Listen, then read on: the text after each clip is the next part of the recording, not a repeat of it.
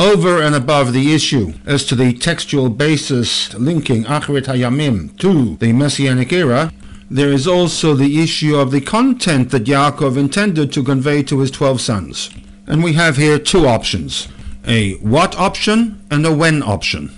We will first look at the what option, namely that Yaakov's intent was to convey to his sons what was to take place in the Achrit Hayamim. What would be some of the signs for the Etchalta de Geula, the stirrings of the Messianic era, and in what way would the Achrit Hayamim differ from the present. And in fact, in the brachot to the sons that follows the introduction, there are references to the Messianic age, such as, for example, with respect to the bracha given to Yehuda, that the religious leadership, the Talmidim, Elo Nesiei Eretz Yisrael, would be drawn from Shevet Yehuda, Ad Ki Yavo Shiloh, which Rashi interprets as Melech HaMashiach, and a further reference to the Messianic age, Velo Yikhat Amim, Asifat Ha'amim, that nations of the world will pay homage to him, the descendant from Yehuda, a possible reference to Melech HaMashiach.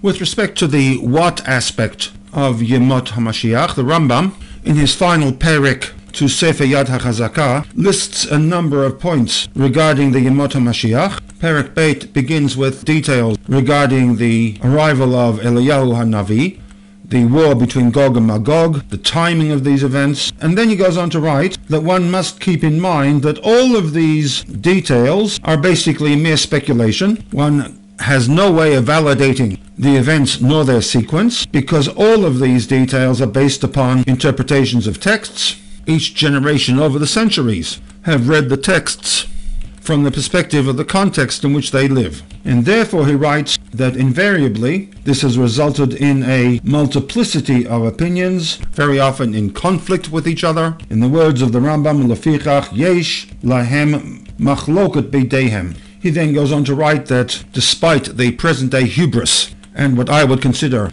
turf war on the matter of messianism, neither the order of the occurrence of these events or their precise detail are among the fundamental principles of faith. A person should not occupy himself with the Agadot and the homiletics. He shouldn't consider them as essentials, as none of this discussion, as by the way we have seen since the mid-1990s, bring anybody closer to Yirat and Ahavat Hashem. So what we see is that there's a great range of options regarding the what aspect of Achrit Hayamim.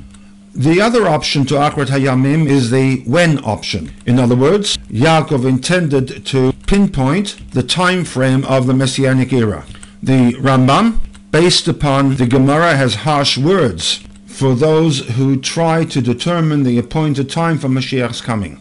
For this aspect of Messianism has never been revealed to mankind. Which brings us to the second problem regarding the content of Achrit Hayamim. Both the Gemara and Rashi maintain that Yaakov's intent was legalot et haketz, to reveal to his children the timing of Yemot HaMashiach. Given the fact that historically no one had access to this information, not the Avot, not Moshe Rabbeinu, not even the Nevi'im. Why is it that both the Gemara and Rashi choose the when option rather than the what option, which would, on the surface at least, be far less problematic, in that it does not require us to provide a medrash fill-in of a plan A, the departure of the Shekhinah, and then a plan B. This issue comes into sharper focus with respect to Rashi's commentary to the Pasuk, in that his entire commentary is based upon the Pshuta Shel Mikra of the text.